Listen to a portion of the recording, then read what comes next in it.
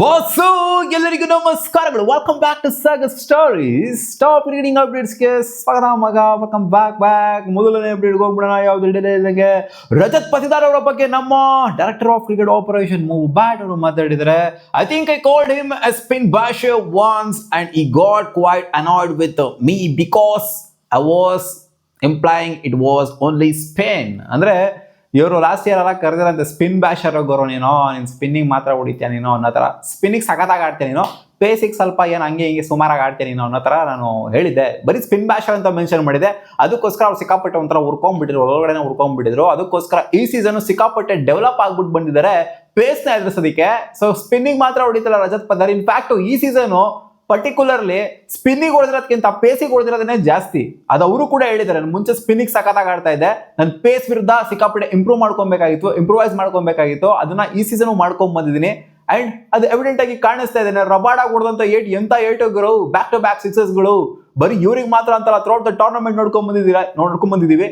ಎಂತೆಂತ ಬೌಲರ್ಗೆ ಎಂತೆಂತ ಸಿಕ್ಸ್ ನ ಹೊಡೆದಿದ್ದಾರೆ.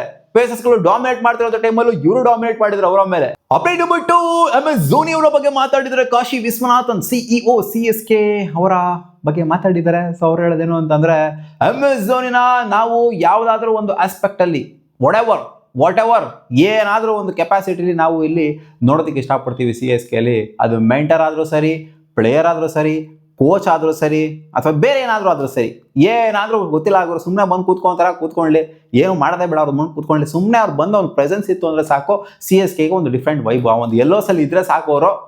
CSKಗೆ ಒಂಥರ ಡಿಫ್ರೆಂಟ್ ವೈಬು ಆ್ಯಂಡ್ ಫ್ಯಾನ್ಸ್ಗಳು ಕೂಡ ಒಂಥರ ಡಿಫ್ರೆಂಟ್ ಕ್ರೇಜು. ಸೊ ಯಾವ್ದಾದ್ರು ಒಂದು ಆಸ್ಪೆಕ್ಟಲ್ಲಿ ಬಂದ್ಬಿಟ್ಟಿರಲಿ, ನಾವು ಅಷ್ಟನ್ನೇ ಎಕ್ಸ್ಪೆಕ್ಟ್ ಮಾಡೋದು MS ಧೋನಿ ಅವರಿಂದ going forward in the future. ಎಷ್ಟು ವರ್ಷ ಅಂತ ಆಡೋಕ್ಕಾಗತ್ತೆ? ಹೌದು, ಏನಲ್ಲೇನು 50-60 ವರ್ಷದವರೆಗೂ ಕೂಡ ಆಡ್ಕೊಂಡು ಕೂತ್ಕೊಳ್ಳೋದಕ್ಕಾಗತ್ತಾ?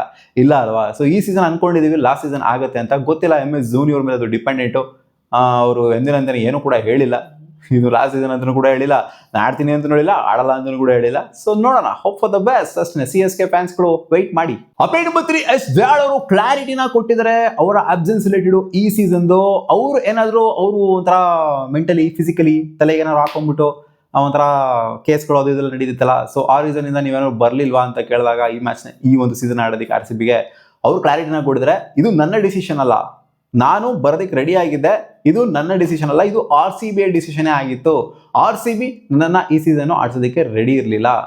ಹೌದು, RCB ನನ್ನ ರಿಲೀಸ್ ಮಾಡಿಲ್ಲ, RCB ನನ್ನ ಬಿಟ್ಕೊಂಡು ಕೊಟ್ಟಿಲ್ಲ, ಬಟ್ RCB ಈ ಸೀಸನ್ ನನ್ನ ಆಡ್ಸೋದಕ್ಕೆ ರೆಡಿ ಇರಲಿಲ್ಲ. ಏನಕ್ಕೆ ಅಂತಂದರೆ ಆಬ್ವಿಯಸ್ಲಿ ಕೋರ್ಟು ಕಚೇರಿ ಎಲ್ಲ ನಡೀತಾ ಇರೋದ್ರಿಂದ, ಅದು ಸಿಕ್ಕಾಪಟ್ಟೆ ಸಿವಿಯರ್ ಕೇಸ್ಗಳಾಗಿರೋದ್ರಿಂದ RCB ಆಡಿಸ್ಬಿಡ್ತು ಅಂದರೆ ಖಂಡಿತ RCBಗೆ ಒಂಥರ ಒಂದು ಇಮೇಜ್ ಡ್ಯಾಮೇಜ್ ಆಗಬಾರ್ದು ಅಂತ RCB ಬಿಟ್ಕೊಂಡು ಕೊಟ್ಟಿಲ್ಲ.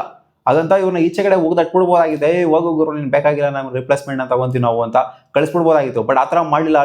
RCBನ ಇಟ್ಕೊಂಡಿದೆ. ಯಾಕಂದರೆ ಕೇಸಿನ ಅದೇನು ಪ್ರೂವ್ ಆಗಿಲ್ಲ, ಇವರೇನು ಪಕ್ಕಾ ಅಪರಾಧಿ ಅಂತ ಏನು ಪ್ರೂವ್ ಆಗಿಲ್ಲ ಇನ್ನ. ಸೊ ಅದಕ್ಕೋಸ್ಕರ RCBನ ಇಟ್ಕೊಂಡಿದೆ, ಆಡ್ಸೋದಕ್ಕೆ ರೆಡಿ ಇಲ್ಲ ಅಷ್ಟೇ RCB ಅಂತ ಹೇಳಿದ್ದಾರೆ. Update number 4 ನಡೀತಲ್ಲಪ್ಪ. ಲಾಸ್ಟ್ ಮ್ಯಾಚ್ ನಡೆದಾಗ RCB ವರ್ಸಸ್ GT ಮ್ಯಾಚ್ ಅಲ್ಲಿ ಜೇಸನ್ ಆರ್ಡರ್ ಅವರು ಕ್ಯಾಚ್ ನ ಹಿಡ್ಕೊಂಡಿದ್ರಲ್ಲ. ಸೊ ಸಿಕ್ಕಾಪಟ್ಟೆ ಕಾಂಟ್ರವರ್ಷಿಯಲ್ ಕ್ಯಾಚ್ ಆಗಿತ್ತು. ಆ ಟೈಮಲ್ಲಿ ಮ್ಯಾಚ್ ಎಲ್ಲ ಮುಗಿದಾದ ನಂತರ ಒಂದು ಸ್ವಲ್ಪ RCB ಫ್ಯಾನ್ಸ್ಗಳಿಗೆ ಸ್ವಲ್ಪ ರೊಚ್ಚಿಗೆ ಎಪ್ಸೋದಕ್ಕೋಸ್ಕರ ಶುಭ್ಮನ್ ಗಿಲ್ ಒಂದು ಪೋಸ್ಟ್ ನ ಹಾಕಿದ್ರು. Play hold Jason hold, bold performance by the team tonight ಅಂತ. ಅಂದರೆ ನಮ್ಮದು ಪ್ಲೇ ಬೋಲ್ಡ್ ಅನ್ನೋಂಥದ್ದು. ಸೊ ಅವರು ಹೋಲ್ಡನನ್ನು ಇಟ್ಕೊಂಡು ಬೋಲ್ಡನನ್ನು ಸೇರಿಸ್ಕೊಂಡು ಸೊ ನಮಗೆ ಒಂದು ಸ್ವಲ್ಪ ರೊಚ್ಚಿಗೆ ಎಪ್ಸೋ ಥರ ಮಾಡಿದ್ರು ಫ್ಯಾನ್ಸ್ಗಳಿಗೆ. ಸೊ ಇದಕ್ಕೆ ನಮ್ಮ RCB ಅಡ್ಮಿನು ಕೊಡ್ತಾರಲ್ಲಪ್ಪ, ಏನು ಇಟ್ಕೊಳ್ಳೋದಿಲ್ಲ, ನಾವು ಯಾರು ಕೆರಿಕ್ ಮಾಡ್ಕೊಂಡು ಹೋಗೋದಿಲ್ಲ. ಸೋಷಿಯಲ್ ಮೀಡಿಯಾದಲ್ಲಿ ನಾವು ಸುಮ್ಮನೆ ಕಾಲ್ ಕೆರ್ಕೊಂಡು ಹೋಗೋದಿಲ್ಲ. ಒಟ್ಟಲ್ಲಿ ಯಾರು ನಮಗೆ ಕೊಟ್ಟರು ಅಂದರು ಅಂತಂದರೆ ಅದನ್ನು ಕೊಡೋದಂತೂ ಸುಮ್ಮನೆ ಬಿಡೋದಿಲ್ಲ ನಾವು. ಸೊ ನಿನ್ನೆ ಮ್ಯಾಚ್ನ ಗೆಲ್ತಾ ಇದ್ದಂಗೆ ಹಾವಳಿ ಮಾಡಿಕೊಂಡು ಸೊ RCB ಅಡ್ಮಿನ್ ಕೊಟ್ಟಿರುವಂಥದ್ದು ಉತ್ತರ ಇದು. Played bold, respect earned, hold yours. Hold mention ಮಾಡಿದ್ದಾರೆ ನೋಡಿ ಇಲ್ಲಿ. Hold your head high always, skip ಅಂತ ಹಾಕಿದ್ದಾರೆ. ಸ್ಕಿಪ್ಪರ್ಗೆ ಇದು ಆಬ್ವಿಯಸ್ಲಿ ಅಂದರೆ ನಮ್ಮ ಸ್ಕಿಪ್ಪರ್ಗಂತ ಅಂತ ಅನ್ಕೊಬೋದು, ಅವರ ಸ್ಕಿಪ್ಪರ್ಗಾರು ಹಾಕಿದ್ದಾರೆ ಅಂತ ಅನ್ಕೊಬೋದು. ಸೊ ಅವರು ಬೇಸಿಕಲಿ ಬಂದ್ಬಿಟ್ಟು ಹೋಲ್ಡು ಬೋಲ್ಡು ಅಂತೆಲ್ಲ ಮೆನ್ಷನ್ ಮಾಡಿರೋದ್ರಿಂದ ನಾವು ಕೂಡ ಇಲ್ಲಿ ಹೋಲ್ಡು ಬೋಲ್ಡು ಅಂತ ಮೆನ್ಷನ್ ಮಾಡ್ಬಿಟ್ಟು ಕೊಟ್ಟಿರೋದ ವಾಪಸ್ ಕೊಟ್ಟಿದ್ದೀವಿ ಅಷ್ಟೇ. ಅಪ್ಡೇಟ್ ನಂಬರ್ 5, ಭುವನೇಶ್ವರ್ ಕುಮಾರ್ ಅವರು ಮೆನ್ಷನ್ ಮಾಡಿದರೆ ಪರ್ಪಲ್ ಕ್ಯಾಪ್ ಅವ್ರ ತಲೆ ಮೇಲೆ ಬರ್ತಾ ಇದ್ದಂಗೆ ಮತ್ತೆ ಬರ್ತಾ ಇದೆ ಅದು. A few years back, I didn't have the confidence as my place was on the line. Then the RCB environment made me believe in my skills again. A good environment brings out the best in you ಅಂತ ಹೇಳಿದ್ರೆ ಅವ್ರಿಗೆ confidence ಇರಲಿಲ್ಲ ಅಂತ. ನಾನು ಇಷ್ಟೊಂದೆಲ್ಲ perform ಮಾಡ್ತೀನಿ, ಸುಮಾರಾಗಿ ಆಡ್ತೀನಿ ಅಂತ ಅನ್ಕೊಂಡಿದ್ರಂತೆ. ಇಲ್ಲ ಅವರು ಏಜ್ ಆಯಿತು ಅಂತ ಬರ್ತಾ ಹೋಗ್ತಾ ಇದ್ದೀನಿ, ಒಂದು ಕೆಳಗಡೆ ಸೇರ್ಕೊಂತ ಇದ್ದೀನಿ. ಬಾಟಮ್ ಸೇರ್ಕೊಂತ ಇದ್ದೀನಿ ನಾನು ಅಂತ ಅವ್ರಿಗೆ ಅನ್ಸಿತ್ತಂತೆ. ಬಟ್ ಆರ್ ಸಿ ಬಿಗೆ ಬಂದ ತಕ್ಷಣ ಅವ್ರ ಎನ್ವೈರನ್ಮೆಂಟ್ ಯಾವ ಥರ ಈ ಒಂದು ಎನ್ವೈರನ್ಮೆಂಟ್ ಯಾವ ಥರ ಫೀಲ್ ಬಂತು ಅನ್ನೋರಿಗೆ ಅವ್ರಿಲ್ಲಿರುವಂಥ ಎಕ್ಸ್ಟ್ರೀಮ್ನ ಏನಿರೋ ಕೆಪಾಬಿಲಿಟಿ ಎಲ್ಲ ಕೆಪಾಬಿಲಿಟಿನ ತೆಗೆದ್ಬಿಟ್ಟು ಹೊರಗಡೆ ಆಗುವಂಥ ಒಂದು ಎನ್ವೈರನ್ಮೆಂಟ್ನ ಆರ್ ಸಿ ಬಿ ಕೊಡುತ್ತೆ. ಇಲ್ಲಿ ಒಂದು ಫೀಲ್ ಕೊಡುತ್ತೆ, ಒಂದು ವೈಪ್ ಕೊಡುತ್ತೆ. ಮುಂಚೆ ಸಿ ಎಸ್ ಕೆ ಇದ್ದಾಗ ಪ್ಲೇಯರ್ಸ್ಗಳೆಲ್ಲ ಹೇಳೋರಲ್ಲ, ಸಿ ಎಸ್ ಕೆ ಅಂತ ವೈಪ್ ಕೊಡುತ್ತೆ. ಮುಂಬೈ ಇಂಡಿಯನ್ಸು ಕೂಡ ಅಷ್ಟೇ, ಆರ್ ಸಿ ಬಿ ಬಗ್ಗೆ ಯಾರು ಹೇಳ್ತಿರ್ಲಿಲ್ಲ. ಸಿ ಎಸ್ ಕೆ ಮತ್ತು ಮುಂಬೈ ಇಂಡಿಯನ್ಸು ಅಷ್ಟು ವೈಬ್ನ ಕೊಡ್ತಾರೆ, ಒಂಥರ ಫ್ಯಾಮಿಲಿ ಥರ ಟ್ರೀಟ್ ಮಾಡ್ತಾರೆ, ಒಂಥರ ಎನ್ವೈರನ್ಮೆಂಟ್ ಸಕ್ಕತ್ತಾಗಿರುತ್ತೆ, ಆ ಎನ್ವೈರನ್ಮೆಂಟಲ್ಲಿ ಇರಬೇಕು ಅನ್ನೋ ಥರ ಹೇಳಿದಿಲ್ಲ. ಬಟ್ ಇವಾಗ ಸಿಕ್ಕಾಪಟ್ಟೆ ಜನ ಅಂದ್ರೆ ಆರ್ ಸಿ ಬಿ ಇರುವಂತವರೆಲ್ಲ ಮಾತಾಡ್ತಾರೆ ಆರ್ ಸಿ ಬಿ ಎನ್ವೈರನ್ಮೆಂಟ್ ಸಿಕ್ಕಾಪಟ್ಟೆ ಸಕ್ಕತ್ತಾಗಿದೆ ಅಂತ. ಅಪ್ಡೇಟ್ ನಂಬರ್ 6, ನೆನ್ನೆ ರಜತ್ ಪತಿದಾರರು ಸಿಕ್ಕಾಪಟ್ಟೆ ದಾಖಲೆಗಳನ್ನ ಕ್ರಿಯೇಟ್ ಮಾಡಿದ್ರು. ಅದರಲ್ಲಿ ಇನ್ನೂ ಒಂದು ರೆಕಾರ್ಡ್ ಆಗಿರೋದು ಏನು ಅಂತಂದ್ರೆ 5ನೇ ಕ್ಯಾಪ್ಟನ್ ಆಗ್ತಾರೆ, IPL ಇತಿಹಾಸದಲ್ಲಿ 5ನೇ ಕ್ಯಾಪ್ಟನ್ ಆಗ್ತಾರೆ. ಬ್ಯಾಕ್ ಟು ಬ್ಯಾಕ್ ಸೀಸನ್ಸ್ ಫೈನಲ್ಗೆ ಕರ್ಕೊಂಡು ಹೋಗೋದಕ್ಕೆ ಟೀಮ್ನ after MS Dhoni 2010 and 11, Rohit Sharma 2019 and 20, Hardik Pandya 2022 and 23, Gujarat ಟೈಟನ್ಸ್ನ ಶ್ರೇಯಸ್ ಅಯ್ಯರ್ KKR 2024 and 2025, ಅಂದರೆ ಪಂಜಾಬ್ ಕಿಂಗ್ಸ್ ಇನ್ಕ್ಲೂಡ್ ಮಾಡ್ಕೊಳ್ಳಿ. Rajat Patidar obviously R C ಬಿನ 2 ಸರಿ ಕರ್ಕೊಂಡು ಹೋಗಿದ್ದಾರೆ. ಇದು ವೆರಿ ಫ್ಯೂ ಕ್ಯಾಪ್ಟನ್ಸ್ ಮಾಡಿರುವಂಥದ್ದು. ಅದಕ್ಕೆ ನಮ್ಮ ಆರ್ ಸಿ ಬಿ ಕ್ಯಾಪ್ಟನ್ ಕೂಡ ಆಡ್ ಆನ್ ಆಗಿದ್ದಾರಲ್ಲ, ಸೊ ಇದು ಒಂಥರ ಖುಷಿ ವಿಚಾರ. Update number 7, Vijay Shankar related update ಬರ್ತಿದ್ದಾರೆ. ರೀಸೆಂಟ್ ಆಗಿ ಅವರು ರಿಟೈರ್ಮೆಂಟ್ ಅನೌನ್ಸ್ ಮಾಡಿದ್ರು ಅಕ್ರಾಸ್ ಆಲ್ ಫಾರ್ಮ್ಯಾಟ್ಸ್. IPL ಕೂಡ ಇಲ್ಲ, ಜೊತೆಗೆ ಇಂಟರ್ನ್ಯಾಷನಲ್ ಸರ್ಕ್ಯೂಟನ್ನು ಕೂಡ ರಿಟೈರ್ಮೆಂಟ್ ಅನೌನ್ಸ್ ಮಾಡ್ತಾ ಇದ್ದಂಗೆ ಇವಾಗ ಡೊಮೆಸ್ಟಿಕ್ ಕೂಡ ಏನೇನು ಆಡೋದಿಲ್ಲ. So across the world, across the globe ಆಡಬೇಕು ಅಂತ ಅನ್ಕೊಂತಿರ್ತಾರೆ, ಆ ಲೀಗು ಈ ಲೀಗು ಅದು ಇದು ಅಂದ್ರೆ. ಯಾಕಂದ್ರೆ ಇಲ್ಲಿ ಆಪರ್ಚುನಿಟಿ ಸಿಗ್ತಾ ಇಲ್ಲ ಅಂತಂದಾಗ ಖಂಡಿತ ಹೊರಗಡೆ ಹೋಗ್ಬಿಟ್ಟು ಆಡ್ತೋ ಅನ್ನೋ ಸ್ವಲ್ಪ ಕಾಸ್ನಾರು ಮಾಡ್ಬೋದು. ಸುಮ್ಮನೆ ಅಲ್ಲಿ ಕೂತ್ಕೊಂಡಿರೋದಕ್ಕಿಂತ ಹೋಗ್ಬಿಟ್ಟು ಕಾಸ್ನಾರು ಮಾಡೋಣ ಅಂತ ಅವ್ರು ರಿಟೈರ್ಮೆಂಟ್ನಾಗ ಕೊಟ್ಟಿರೋದು. ಯಾಕಂದ್ರೆ ರಿಟೈರ್ಮೆಂಟ್ನಾಗ ಕೊಡ್ದಂಗೆ ಹೋಗ್ಬಿಟ್ಟು ಈಚೆಗಳೆಲ್ಲ ಆಡೋದಕ್ಕೆ ಆಗೋದಿಲ್ಲ ಲೀಗ್ನ, ಅದಕ್ಕೋಸ್ಕರ ರಿಟೈರ್ಮೆಂಟ್ ಕೊಟ್ಟಿದ್ರೆ.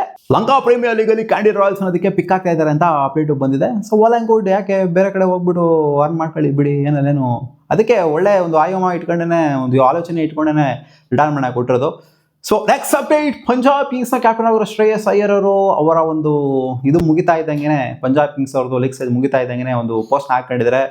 Every run, every moment, every fight, this chapter closes with gratitude and next one begins with hunger ಅಂತ ಹೇಳಿದ್ದಾರೆ.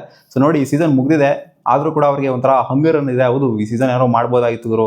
ಫಸ್ಟ್ ಇನಿಷಿಯಲ್ ಅಷ್ಟು ಮ್ಯಾಚಸ್ನ ಗೆದ್ಬಿಟ್ಟು ಈ ಥರ ಒಂದು ಟ್ರಾಜಿಡಿ ಫೇಸಲ್ಲಿ ಎಂಡ್ ಆಗಬೇಕು ಅಂದರೆ ಖಂಡಿತ ಎಂಥವ್ರಿಗಾದ್ರು, ಎಂಥ ಕ್ಯಾಪ್ಟನ್ ಆಗಿರೋ ಆಲ್ಟ್ ಆಗಿ ಆಗುತ್ತೆ. ಕಂಟಿನ್ಯೂಸ್ ಆಗಿ 6 ಮ್ಯಾಚ್ ಸೋಲೋದು ಅಂತಂದರೆ ಸುಮ್ಮನೆ ಅಲ್ಲ. ಸ್ಟಾರ್ಟಿಂಗಲ್ಲಿ 6 ಮ್ಯಾಚ್ನ ಕಂಟಿನ್ಯೂಸ್ ಆಗಿ ಗೆದ್ಬಿಟ್ಟು 6 ಮ್ಯಾಚ್ ಸೋತಿ ಮತ್ತೆ ಈ ಥರ ಟ್ರಾಜಿಡಿಕ್ ಫೇಸಲ್ಲಿ ಎಂಡ್ ಆಗೋದು ಅಂತಂದರೆ ಸೊ ಸಿಕ್ಕಾಪಟ್ಟೆ ಆಲ್ಟ್ ಆಗಿರುತ್ತೆ ಶ್ರೇಯಸ್ ಅಯ್ಯರ್ಗೆ. ಈ ಸೀಸನ್ ಏನೋ ಒಂದು ಮಾಡಬೇಕು ಅಂದ್ಕೊಂಡು ಬಂದಿದ್ರು. ಬಟ್ ಎಲ್ಲಾನು ಕೂಡ ನಾನು ತೊಗೊತೀನಿ, ಪ್ರತಿಯೊಂದು ಇನ್ಸ್ಟೆನ್ಸ್ ಆಗಿರುವಂಥದ್ದು ಇದರಿಂದ ಎಲ್ಲ ತೊಗೊಂಡಿದ್ದೀನಿ ನಾನು. ಆ್ಯಂಡ್ ಈ ಸೀಸನ್ ಮುಗಿದಿದೆ, ನೆಕ್ಸ್ಟ್ ಸೀಸನ್ಗೆ ಹಂಗರಿಂದ ಕಾಯ್ತಾ ಇದ್ದೀನಿ ನಾನು. ನೆಕ್ಸ್ಟ್ ಸೀಸನ್ ಸಿಕ್ಕಾಪಟ್ಟೆ ಸೈಕಾಗಿ ಬರ್ತೀನಿ ಅನ್ನೋ ಥರ ಹೇಳ್ತಿದ್ದಾರೆ. ಸೊ ಒಳ್ಳೆ ಪಾಸಿಟಿವ್ ಇಂಟೆಂಟಲ್ಲಿ ಒಂದು ಪೋಸ್ಟ್ ಹಾಕೊಂಡಿದ್ದಾರೆ. ಅಪ್ಡೇಟ್ ನಂಬರ್ 8, ರವಿ ಅಶ್ವಿನ್ ಅವರು ಒಂದು ಸ್ಟೇಟ್ಮೆಂಟ್ ಹಾಕೊಂಡಿದ್ದಾರೆ. CSK ಅಲ್ಲ ಅಂತ ಅಂದಿದ್ರೆ ನೀವು ಯಾವ ಫ್ರಾಂಚೈಸ್ಗೆ ಹೋಗೋದಕ್ಕೆ ಇಷ್ಟಪಡ್ತಾ ಇದ್ರಿ ಅಂತ ಕೇಳಿದಾಗ, ಹೌದು ಮೆಗಾ ಆಕ್ಷನ್ ಅವರು CSKಗೆ ಪಿಕ್ ಆದ್ರಂತೆ. ಬಟ್ CSK ಅಲ್ಲ ಅಂತ, CSK ಪಿಕ್ ಆಗಿ ಖುಷಿ ಇದೆ ಅವ್ರಿಗೆ. ಅದು ಅಲ್ಲ ಅಂತಂದರೆ ಅವ್ರು ನಾನು ಈ ಟೀಮ್ಗೆ ಹೋಗಬೇಕು ಅಂತ ಅನ್ಕೊಂತಿರಂತೆ. RCB ಇಲ್ಲಾಂದರೆ RR. ನನಗೆ RCB ಹೋಗಿ ಸಿಕ್ಕಾಪಟ್ಟೆ ಇಷ್ಟ ಆಯಿತು. RCB ನಾನು ಪಿಕ್ ಮಾಡ್ಕೊಂಡು ಸಖತ್ತಾಗಿದೆ, ನನಗೆ ಒಂಥರ ಒಳ್ಳೆ ವೈಪ್ ಕೊಡ್ತಾ ಇತ್ತು. ನಾನು ಹೋಗಬೇಕು ಅಂತ ಅನ್ಕೊಂತಿದ್ದೆ RCBಗೆ. ಏನಕ್ಕೆ ಅಂತ ನಾನು ಬೆಂಗಳೂರಲ್ಲಿ ಸಿಕ್ಕಾಪಟ್ಟೆ ಒಳ್ಳೊಳ್ಳೆ ಮೆಮೊರೀಸ್ ಇದೆ. ಟೆಸ್ಟ್ ಮ್ಯಾಚ್ ಅಂತ ಬಂದಾಗ ಸಿಕ್ಕಾಪಟ್ಟೆ ಸಖತ್ತಾಗಿ ಬೌಲಿಂಗ್ನ ಮಾಡಿದ್ದೀನಿ. ಆ್ಯಂಡ್ ಸಿಕ್ಕಾಪಟ್ಟೆ ಮೆಮೊರೀಸ್ ಇದೆ ಅಲ್ಲಿ. ನಾನು ಬೆಂಗಳೂರಿಗೆ ಆಡಬೇಕು ಅಂತ ಅನ್ಕೊಂತ ಇದ್ದೆ.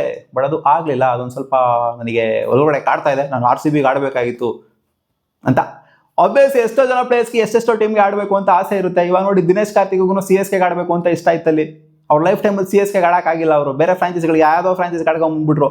ಅವರಿಗೆ at the end of the day CSKಗೆ ಆಡಬೇಕು ಅನ್ನೋದು ಒಂದು ಫೀಲ್ ಇತ್ತು. CSKಗೆ ಆಡಿದ್ರೆ ಹಿಂಗಿರುತ್ತೆ, ಒಂದು ವೈಬ್ ಹಿಂಗಿರುತ್ತೆ ಅನ್ನೋದೊಂದು ಫೀಲ್ ಇತ್ತು. ಅದಕ್ಕೋಸ್ಕರ ಇವರು ಕೂಡ ಒಂದು ಪಾಪ್ಯುಲರ್ ಫ್ರಾಂಚೈಸಿ, MI ಆಗಿರಲಿ, ಜೊತೆಗೆ RCB ಆಗಿರಲಿ, ಸೊ ಒಂದು ಪಾಪ್ಯುಲರ್ ಫ್ರಾಂಚೈಸ್, ಅದಕ್ಕೋಸ್ಕರ ಆಡಬೇಕು ಅಂತ ಅನ್ಕೊಳ್ಳೋದ್ರೇನು ಅಲ್ಲೇನು ಆಶ್ಚರ್ಯ ಪಡುವಂಥದ್ದೆಲ್ಲ ಏನು ಇಲ್ಲ ಇದರಲ್ಲಿ. ಅಪ್ಡೇಟ್ ಮುಂದೆ ಇನ್ನು ನೆನೆಯಿಂದ ಸ್ವಲ್ಪ ಸೋಷಿಯಲ್ ಮೀಡಿಯಾದಲ್ಲಿ ಈ ಥರ ರೊಚ್ಕೆದ್ಬಿಟ್ಟವ್ರೆ. ಗುಜರಾತ್ ಟೈಟನ್ಸ್ನ ಈ ಸಲ ಹೊಡೆದಿದ್ದೀವಿ ನಾವು ಕ್ವಾಲಿಫೈರ್ 1ಅಲ್ಲಿ.